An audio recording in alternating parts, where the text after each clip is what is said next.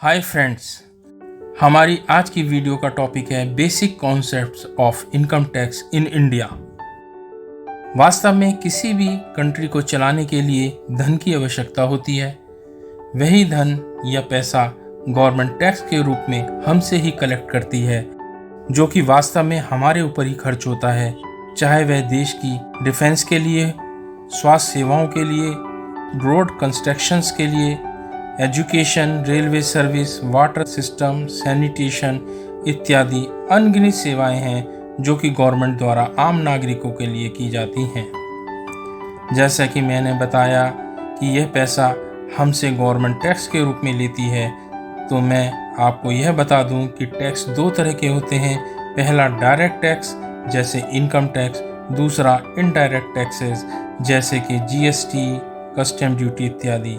आज हम बात करेंगे डायरेक्ट टैक्सेस की, यानी इनकम टैक्स की। इनकम टैक्स के एक्ट के अनुसार इनकम को 5 हेड्स के अंतर्गत डिवाइड किया गया है। Income from salary, income from house property, income from capital gain, income from business और प्रोफेशन, और 5वां है इनकम फ्रॉम अदर सोर्सेज। अब मैं आपको इनकम फ्रॉम सैलरी के बारे में डिटेल से बताता हूँ।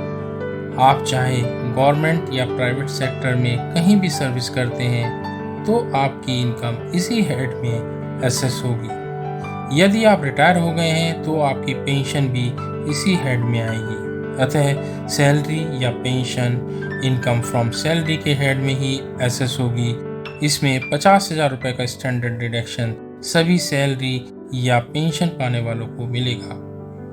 सैलरी हेड के बाद बात करते हैं इनकम फ्रॉम प्रॉपर्टी की। इसमें एसओपी यानी सेल्फ ऑक्यूपाइड प्रॉपर्टी पर देने वाले लोन का इंटरेस्ट का डिडक्शन भी मिलता है। अतः इसके अतिरिक्त यदि आपको रेंटल इनकम मिलती है तो वह भी इसी हेड में होगी, यानी इनकम फ्रॉम प्रॉपर्टी में दिखानी होगी। इसमें आपको 30% का डिडक्शन मिलता है जो कि रिपेयर और मेंटेनेंस के लिए होता है। अगर आपने लोन लेकर रेजिडेंशियल हाउस लिया है और वह घर किराए पर दिया है तो उसके इंटरेस्ट की छूट केवल किराए की इनकम जो कि 30% घटाने के बाद आएगी उतनी ही मिलेगी। बाकी अगले साल के लिए एडजस्टमेंट के लिए कैरी फॉरवर्ड हो जाएगी। लेकिन एसओपी पे मिलने वाला इंटरेस्ट किसी भी अन्य हेड की इनकम से एडजस्ट हो सकता है। तीसरा हेड होता है इनकम फ्रॉम कैपिटल गेन, यानी आप कोई भी कैपिटल एसेट बेचते हैं तो उस पर होने वाले गेन को कैपिटल गेन और उस पर होने वाले लॉस को कैपिटल लॉस कहते हैं। कैपिटल एसेट्स में house, shop, land, godown, jewellery, gold, silver, precious stones, paintings, bonds, shares, securities, debentures इत्यादि आते हैं। इन्हें बेचने पर जो भी प्रॉफिट या लॉस होता है वह इसी हेड में आता है।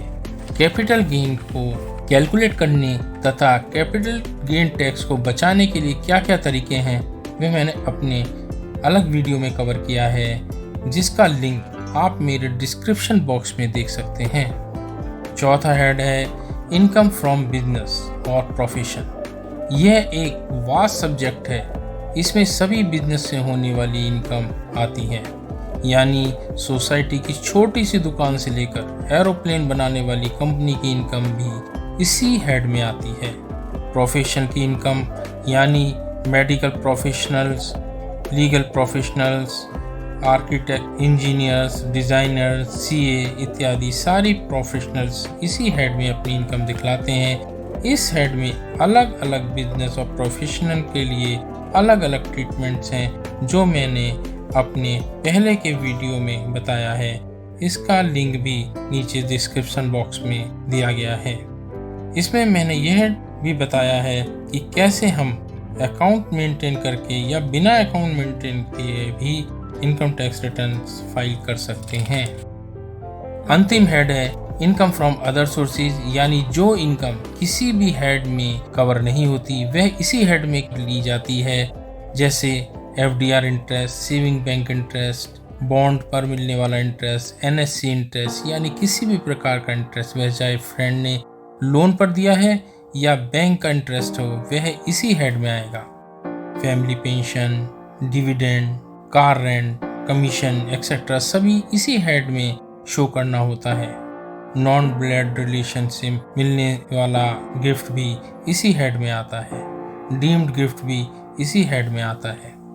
कुछ ऐसी इनकम होती हैं जो कि टैक्सेबल नहीं है, वह अलग शो करना आवश्यक होता है, जैसे पीपीएफ में मिलने वाला इंटरेस्ट, एलआईसी से मिलने वाला सर्वाइवल बेनिफिट, एलआईसी पॉलिसी की मैच्योरिटी पे मिलने वाला अमाउंट, ब्लड रिलेशन से मिलने वाला गिफ्ट पूर्णतः एग्जेम्प्ट होता है।